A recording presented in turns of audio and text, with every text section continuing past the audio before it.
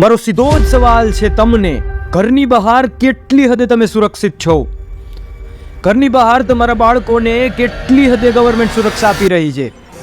26 મે 2019 સુરત તક્ષશિલા કાંડ, જો આપણા બાળકો ભણવા જાય તો મૃત્યુ.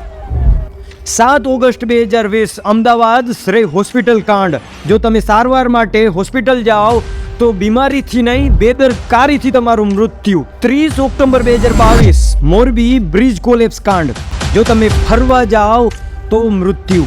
18 જાન્યુઆરી 2024 વડોદરા બોટ કેપ્સાઇઝ કાંડ, જો તમારા બાળકો પ્રવાસે ફરવા જાય તો મૃત્યુ.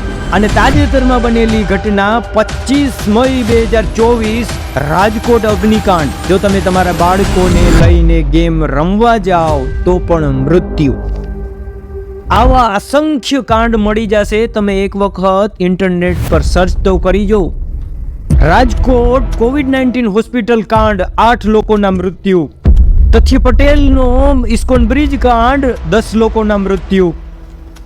ભરૂચ વેલફેર હોસ્પિટલ કાંડ, 8 લોકોના મૃત્યુ. આવા કાંડોની કોઈ સીમા નથી. આપણી સુરક્ષાને લઈને ગવર્મેન્ટને કોઈ ફિકર નથી. અને જ્યારે કોઈ વસ્તુ સીમા ક્રોસ કરી જાય તો સમજી લેવું સાહેબ, કાંઈક તો ખોટું ચાલી રહ્યું છે સિસ્ટમમાં, કાંઈક તો સિસ્ટમમાં ખામી છે. નહીતર શું કામ ને ગુજરાતની સર્વોચ્ચ ન્યાય મંદિર કહે કે અમને હવે સરકાર પર ભરોસો નથી, અમને સિસ્ટમ પર જ ભરોસો નથી. અને તાજેતરમાં બનેલી રાજકોટની આ હૃદયરુદન કરાવી દે તેવી ઘટના પછી ગુજરાત હાઈકોર્ટે પણ કીધું કે હવે તો બસ છે, ક્યારે જાગશે આ સિસ્ટમ. આ દુર્ઘટનામાં 27 લોકો જીવતા ભડથું થયા. આ બધી દુર્ઘટના પાછળ ગુજરાત સિસ્ટમ અને ગુજરાતની સરકાર જ જવાબદાર છે. હું સાબિત કરી દઈશ આ વિડીયોમાં. નમસ્કાર મિત્રો, હું વિકે નંદાણીયા ફરી એકવાર યુટ્યુબ પરિવારનું દિલથી સ્વાગત કરું છું. મિત્રો, વિડીયો પસંદ આવે તો લાઇક, શેર અને સબસ્ક્રાઇબ કરજો. તમારા સબસ્ક્રાઇબ કરવાથી તમારું તો કંઈ નહીં જાય, પણ મારી બહુ મોટી હેલ્પ થઈ જશે. મિત્રો, ગુજરાત સમાચારનો તાજેતરનો એક આર્ટિકલ કે NCRB National Crime Record of બ્યુરોના આંકડા ચોંકાવનારા બહાર આવ્યા છે. ગુજરાતમાં છેલ્લા 5 વર્ષમાં આવી 3100 જેટલી ફાયર એક્સિડન્ટની ઘટનાઓ બની છે કે જેમાં 2018 થી 2022માં 3176 લોકોના મૃત્યુ થયા છે. આવા એક્સિડન્ટમાં ક્યાંક ને કંઈક લાપરવાહી નજરે આવી છે. અને તાજેતરમાં બનેલી આ રાજકોટની ઘટના પણ તંત્રની બેદરકારીના લીધે થઈ છે. સિસ્ટમની ખામીના કારણે રાજકોટનું આ ગેમ ઝોન ડેડ ઝોન બન્યું છે. 25 મે 2024 આ ગેમ ઝોનમાં વેલ્ડિંગનું કામ ચાલુ હતું અને ખુલ્લેઆમ ત્યાં વેલ્ડિંગના નિયમોનું, વેલ્ડિંગના સેફટીનું ઉલ્લંઘન થયું છે. વેલ્ડિંગ સેફટીના નિયમો કહે છે કે જો કોઈ પણ જગ્યાએ વેલ્ડિંગ કરવું હોય તો ત્યાં આસપાસમાં ફર્શ એકદમ ક્લિયર હોવો જોઈએ, ક્લીન હોવો જોઈએ, ના તો ત્યાં કોઈ વસ્તુ હોવી જોઈએ, ના કોઈ ફર્શની આસપાસ પેટ્રોલ ડીઝલનો જથ્થો હોવો જોઈએ, કે ના પછી કોઈ રબર પાર્ટ્સ હોવા જોઈએ. પણ વિડીયોમાં તમે જોઈ શકો છો કે ક્લિયરલી ત્યાં બધી વસ્તુઓ હોવા છતાં પણ આગ વરસાવી છે વેલ્ડિંગના તણખાઓની. અને આ વેલ્ડિંગનું કામ જ્યાં ચાલુ હતું ત્યાં લગભગ 2000 લીટર જેટલું પેટ્રોલ ડીઝલનો જથ્થો હતો. 5:30 આ વેલ્ડિંગનું કામ ચાલુ થયું. 5:37 વેલ્ડિંગના તણખલાઓના કારણે આગ લાગે છે અને એક જ મિનિટમાં એટલે કે 5:38 આગના ભડકા ભરે છે. ના તો એમરજન્સી સાયરન સંભળાયા, ના તો એમરજન્સી એલર્ટ અપાયું. અને ઉપરના બીજા માળે આપણા ભૂલકાઓ ગેમ રમી રહ્યા છે. એને તો ખબર જ નથી કે નીચે આગ લાગી ગઈ છે. 5:45 આગ કાબુની બહાર ગઈ અને ફાયર બ્રિગેડને કોલ કર્યો. 5:50 ફાયર બ્રિગેડના ઓફિસર ઘટના સ્થળે પહોંચ્યા અને 5:55 આ આગનું વિકરાળ સ્વરૂપ જોવા મળ્યું. સાંજે 6 વાગ્યે આ આગ કાબુ કરવાની કામગીરી શરૂ થઈ અને 6:01 મૃતકોના મૃતદેહ બહાર આવવાનું શરૂ થયું. કેટલું દર્દનાક એ મૃત્યુ હશે તમે વિચારો. સાંજે 6:20 ઘટના સ્થળે પોલીસ અને કલેક્ટર આવે છે. 7:15 4 લોકોના મોતનો આંકડો બહાર આવે છે. તો 7:20 આ ગેમ ઝોન 2 માળનું સંપૂર્ણપણે ભસ્મ થઈ જાય છે. આ મોતનો આંકડો આજે 27 સુધી પહોંચી ગયો છે. જીવતા જીવત લોકો ભડથું થયા છે. કેટલી દર્દનાક મૃત્યુ હશે, કેવું અકાળે મોત થયું, આ પાછળ જવાબદાર કોણ? આ સિસ્ટમ. કેટલી હદે લાપરવાહી ચાલી છે કે માત્ર 45 મિનિટમાં જ 25 બાય 30 મીટરની 2 માળની બિલ્ડિંગ સંપૂર્ણપણે ભસ્મ થઈ જાય છે. કેટલા કાયદાઓનું ઉલ્લંઘન થયું હશે. શું આ ગેમ ઝોન પાસે રાજકોટ અર્બન ડેવલપમેન્ટ પાસેની પરવાનગી હતી? શું ફાયર ડિપાર્ટમેન્ટ પાસેથી એનઓસી લીધી હતી? શું મહાનગરપાલિકા પાસેથી લીગલી કન્સ્ટ્રક્શનની પરમિશન હતી? એન્ટરટેનમેન્ટ કરાવતા તો પોલીસ પાસેથી પરવાનગી લીધી હતી? પબ્લિક પ્લેસ આરોગ્યની દ્રષ્ટિએ આ પ્લેસ કેટલું હાઇજેનિક હતું તે કોઈને ખબર હતી? પણ આ કાચા સ્ટ્રક્ચરમાં આ બધા જ નિયમોનું ખુલ્લેઆમ ઉલ્લંઘન થયું છે. ના તો એનઓસી હતી કે ના પછી લાયસન્સ હતું કે ના નિયમોનું કોઈ પાલન હતું. અને આપણી ગવર્મેન્ટ સિસ્ટમ તો જોતી જ રહી ગઈ. એબીપી અસ્મિતાના એક અહેવાલ પ્રમાણે આ ગેમ ઝોનના માલિકે 23/11/2023 રોજ લાયસન્સ લીધેલું છે પોલીસ ડિપાર્ટમેન્ટ પાસેથી. આવા પુરાવા મળ્યા છે અને પ્રશ્ન ઊભો થાય કે આવા ઇલીગલ કન્સ્ટ્રક્શનને કઈ રીતે એન્ટરટેનમેન્ટના લાયસન્સ મળ્યા છે? શું આ ભ્રષ્ટાચારી છીંડાઓમાંથી મળ્યા છે? ટ્રાન્સપરન્સી ઇન્ટરનેશનલ ઇન્ડિયાના કરપ્શન રિપોર્ટ સર્વે 2019 પ્રમાણે ગુજરાતમાં 45% જેટલો ભ્રષ્ટાચાર એટલે કે કરપ્શન માત્ર પોલીસ ડિપાર્ટમેન્ટમાં છે. અને પોલીસ ડિપાર્ટમેન્ટ છેલ્લા 5 વર્ષથી આ સ્થાન પહેલા જ નંબરે જાળવી રાખ્યું છે. આટલું જ નહીં, 29% ભ્રષ્ટાચાર મ્યુનિસિપાલિટી કોર્પોરેશનમાં છે અને 18% ભ્રષ્ટાચાર પ્રોપર્ટી રજિસ્ટ્રેશન અને લેન્ડ ઇસ્યુ ડિપાર્ટમેન્ટમાં છે. એટલે કે ગુજરાતનો ટોટલ ભ્રષ્ટાચારમાંથી 87% ભ્રષ્ટાચાર આ 3 ડિપાર્ટમેન્ટમાં જ છે. ધ ઇન્ડિયન એક્સપ્રેસનો એક આર્ટિકલ વર્ષ 2021 થી 2023 આ 2 વર્ષ દરમિયાન 16.5% જેટલો ભ્રષ્ટાચાર ગુજરાતમાં વધી ગયો છે. આવા લોકોને આવા ભ્રષ્ટાચારી છીંડામાંથી લાયસન્સ મળી જાય છે, પરવાનગી મળી જાય છે અને આવી દુર્ઘટનાના આપણે ભોગ બનીએ છીએ.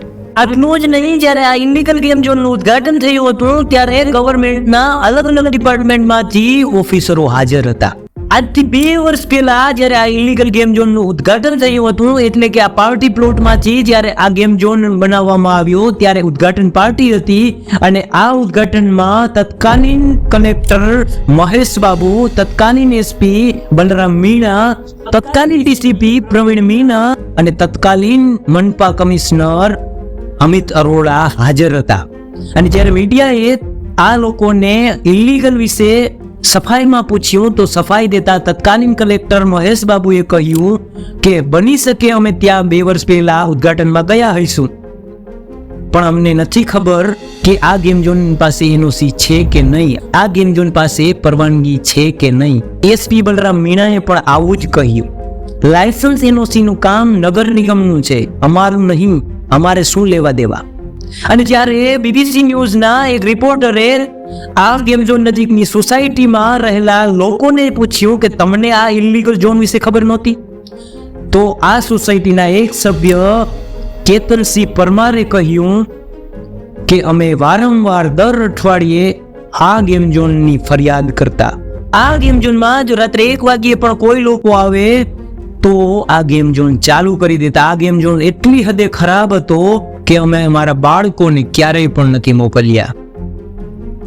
અને આ અંગેની અમે વારંવાર દર અઠવાડિયે કમ્પ્લેન કરતા અને ફરિયાદી ઈમેલ પોલીસ કમિશનરને પણ કરેલો છે. ત્યારે હવે ગુજરાત હાઈકોર્ટે કહ્યું કે અમને સિસ્ટમ અને સરકાર પર ભરોસો નથી. રાજકોટનો આ અગ્નિકાંડ માનવ સર્જિત ઘટના છે. કોઈ પીડિત કેસ દાખલ કરે કે ન કરે, અમે ખુદ એટલે કે હાઈકોર્ટ ખુદ સુઓ મોટો કોગ્નિઝન્સ કેસ દાખલ કર્યો. સરકાર અને તંત્ર કામ ન કરે ત્યારે દેશના ન્યાયતંત્ર પાસે સુઓ મોટો નામનું એક હથિયાર છે. બંધારણના આર્ટિકલ 32માં સુઓ મોટો કોગ્નિઝન્સ કેસની જોગવાઈઓ સુપ્રીમ કોર્ટ માટે છે. આર્ટિકલ 226 સુઓ મોટો કોગ્નિઝન્સની જોગવાઈઓ હાઈકોર્ટ માટે છે. સુઓ મોટો એક લેટિન શબ્દ છે કે જેનો અર્થ કોઈ કાર્યને પોતાના હાથમાં લેવું. નોર્મલ કેસમાં એક ફરિયાદી હોય તો એક અપરાધી હોય, પણ સુઓ મોટો કોગ્નિઝન્સ કેસમાં કોઈ ફરિયાદી નથી હોતો, તે કોર્ટ પોતાની રીતે જ કેસ દાખલ કરે છે. જ્યારે મીડિયા ન્યૂઝ કે લેટર માધ્યમ થ્રુ હાઈકોર્ટને જાણવા મળે કે લોકોના પ્રાથમિક હકો જોખમાઈ રહ્યા છે કોઈ જગ્યાએ, તો સુઓ મોટો કેસ દાખલ કરે છે તે ઘટનાનો. જે આ રાજકોટની દુર્ઘટના છે તેમાં શું મોટો કેસ દાખલ કર્યો અને ખુલ્લેઆમ તંત્રની બેદરકારી સામે આવી છે. અને ગુજરાત હાઈકોર્ટે ઝાટકણી કાઢતા કહ્યું છે કે અમને સરકાર પર ભરોસો નથી. આટલું જ નહીં, મોરબી બ્રિજ કોલેપ્સ કાંડમાં પણ તંત્રની બેદરકારી હતી. મોરબી નગરપાલિકાએ બ્રિજનું સમારકામ એક એવી કંપનીને આપ્યું કે જે ઘડિયાળ બનાવતી, એક એવી કંપનીને આપ્યું કે જેને ટેકનિકલ માહિતી નથી, જેને ટેકનિકલ અનુભવ નથી. આ કંપનીએ કોઈ પણ પ્રકારનું સમારકામ નહોતું કર્યું. આ કંપની સાથે મોરબી નગરપાલિકાના 3 સભ્યો, વહીવટી કરતા સંદીપ જાડેજા, ઉપપ્રમુખ જયરાજસિંહ અને કારોબારી સમિતિના ચેરમેન એસ દેસાઈએ કોન્ટ્રાક્ટ સાઇન કર્યા હતા. આ બીજેપી સરકારે નિયુક્ત કરેલા 3 સભ્યો હતા. આમાં પણ ક્યાંક ભ્રષ્ટાચારી છીંડાઓનો ઉપયોગ થયો છે, જેના કારણે એ બ્રિજ કાંડમાં 141 લોકોના મૃત્યુ થયા હતા. આટલું જ નહીં, વડોદરા અરણી કાંડમાં પણ આવી જ સિસ્ટમની લાપરવાહી જોવા મળી છે. મોરબી બ્રિજ કાંડમાં જેવી રીતે ઓરેવલ કંપનીને કામ આપ્યું હતું, તેવી જ રીતે વડોદરા કાંડમાં બોટિંગનું કામકાજ એક ફૂડ બનાવતી કોટિયા ફૂડ કંપનીને કોન્ટ્રાક્ટ આપ્યો હતો, કે જેના કારણે ન્યૂ સનરાઈઝ સ્કૂલમાંથી પ્રવાસે ગયેલા બાળકોમાંથી 14 બાળકો સહિત 2 શિક્ષકો પાણીમાં ડૂબી જઈને મૃત્યુ પામ્યા. આ શાળાના શિક્ષકો કહે છે કે આ કંપની પાસે ઢગલાબંધ લાઈફ સેફટીના જેકેટ હતા, પણ એક પણ જેકેટ નહોતા આપ્યા. વડોદરા નગરપાલિકાએ આવી લાપરવાહ કંપની સાથે કોન્ટ્રાક્ટ સાઇન કરેલા. આ કહાની અહીં જ ખતમ નથી થતી. સુરત તક્ષશિલા કાંડમાં પણ સિસ્ટમની આવી જ લાપરવાહી જોવા મળી છે. તક્ષશિલા બિલ્ડિંગના જે ચોથા માળે આગ લાગી હતી, તે ચોથા માળનું રજીસ્ટ્રેશન જ નહોતું. ના તો ફાયર એક્ઝિટ હતા કે ના પછી ફાયર સેફટીના કોઈ સાધનો, અને બાળકો ચોથા માળેથી કૂદતા નજરે જોયા. કેટલો ભયજનક નજારો જોયો હતો. અને આવી બેદરકારીઓના કારણે સુરત તક્ષશિલા કાંડમાં 22 જેટલા બાળકો મૃત્યુ પામ્યા હતા. સુરતના આ તક્ષશિલા કાંડ પહેલા એક બીજો પણ કાંડ બન્યો હતો કે જેમાં એક શિક્ષક અને એક બાળકનું આગ દુર્ઘટનામાં મોત થયું હતું, જેના પગલે સુરત નગરપાલિકાને આદેશ હતા કે તમે બધી જ બિલ્ડિંગનો સર્વે કરો કે જ્યાં જ્યાં આપણા બાળકો જાય છે. અને નગરપાલિકાએ સર્વે પણ કર્યા. પણ આશ્ચર્યની વાત એ છે કે 914 જેટલી બિલ્ડિંગ સર્વે થઈ, 440 ને સુરક્ષિત જાહેર કરી અને 39 બિલ્ડિંગને સીલ કરી, પણ આ તક્ષશિલા બિલ્ડિંગનો સર્વે જ નહોતો થયો. આમાં ક્યાંક તો ભ્રષ્ટાચાર થયો છે, ક્યાંક તો સિસ્ટમે લાપરવાહી કરી છે. અને ચોથા માળનું તો રજીસ્ટ્રેશન જ નહોતું. ચોથો માળ સંપૂર્ણપણે ઇલીગલ હતો અને ત્યાં ટ્યુશન ચલાવતા. આટલું જ નહીં, 20 જુલાઈ 2023 તથ્ય પટેલનો ઇસ્કોન બ્રિજ કાંડ કે જેમાં 10 લોકોના મૃત્યુ થયા. આ ઇસ્કોન બ્રિજ કાંડ પહેલા તથ્ય પટેલે સાણંદ મેઇન રોડ પર બળિયાદેવના મંદિરમાં આ જેગુઆર કારને ઘુસેડી હતી અને FIR દર્જ થયો હતો. આ ઇસ્કોન બ્રિજ પહેલા એક બીજો પણ કાંડ હતો કે મોવે કાફેમાં તેણે પોતાની થાર કારને ઘુસેડી દીધી હતી. ત્યારે પણ કેસ ફાઇલ થયો હતો, પણ સિસ્ટમે કે તંત્રએ કોઈ કાર્યવાહી નહોતી કરી. આ આરોપી ખુલ્લેઆમ કાર ચલાવતો, જેના પગલે આ 10 લોકો ઇસ્કોન બ્રિજ ઉપર માર્યા ગયા. જો તંત્ર પહેલા જાગ્યું હોત ને, જો સિસ્ટમે પહેલા કાર્યવાહી કરી હોત ને, તો આજે આ 10 લોકો આપણી સમક્ષ હોત. ત્યાં પણ કઈક ભ્રષ્ટાચારના છીંડાઓનો ઉપયોગ થયો છે. આ ઘટનામાં પણ ભ્રષ્ટાચાર દેખાઈ રહ્યો છે કે જેનો ભોગ આપણે બની રહ્યા છીએ. અને આજે રાજકોટમાં જે ઘટના બની છે, ત્યાર પછી તંત્ર જાગ્યું છે અને કેટલી બેદરકારી બહાર આવે છે. ઘટનાના બીજા જ દિવસે સરકાર એક્શનમાં આવી જાય છે. ગુજરાત સમાચારનો આર્ટિકલ, વડોદરાના કારેલીબાગમાં ફાયર એનઓસી વગરના 2 કોમ્પ્લેક્સ સહિત એક મોલ સીલ. સુરતના વરાછામાં સ્કૂલની લાપરવાહીના કારણે સીલ. જુનાગઢમાં 6 ગેરકાયદેસર ચાલતા ગેમ ઝોન સીલ. ભાવનગરમાં ફાયર એનઓસી વગરની 7 મિલકત સીલ. ભુજનો રિલાયન્સ સ્મોલ ફાયર એનઓસી ના અભાવે સીલ. સુરતની 550 થી વધારે મિલકતો સીલ. હિંમતનગરનું ગેમ ઝોન સીલ. ન્યૂઝ 18 નો આર્ટિકલ કે વર્ષોથી રાજકોટમાં જ ચાલતા 8 ઇલીગલ ગેમ ઝોનો કે જેની પાસે લાયસન્સ નથી, એનઓસી નથી, તેને પણ સીલ કરી દીધા. પણ ઘોડા તોડાવી ગયા પછી તબેલે તાળા મારવાનો શું ફાયદો? મિત્રો ગુજરાતમાં છેલ્લા કેટલાક સમયથી આવી દુર્ઘટનાઓ બનતી જ રહે છે. આમાં ક્યાંક તો સિસ્ટમ લાપરવાહ છે જ. તમને શું લાગે છે, સિસ્ટમ લાપરવાહ છે? મને કમેન્ટમાં જરૂર લખજો. નમસ્કાર.